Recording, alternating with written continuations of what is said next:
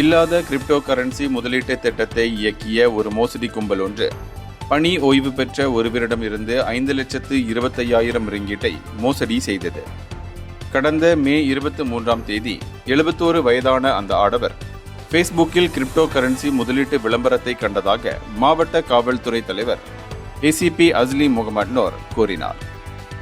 இதனைத் தொடர்ந்து சந்தேக நபருடன் ஆன்லைனில் உரையாடிய பாதிக்கப்பட்டவர் 5 லட்சம் அமெரிக்க டாலர் வருமானம் உறுதியளிக்கப்பட்ட பிறகு 5,25,000 ரிங்கிட்டை முதலீடு செய்தார்.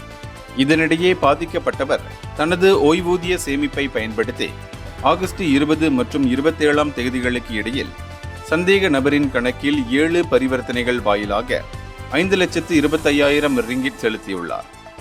இதனைத் தொடர்ந்து இச்சம்பவம் குற்றவியல் சட்டத்தின் பிரிவு 420 கீழ் விசாரிக்கப்படுகிறது என்று ஏசிபி அஸ்லி முகமது நூர் இன்று ஒரு அறிக்கையில் கூறினார்.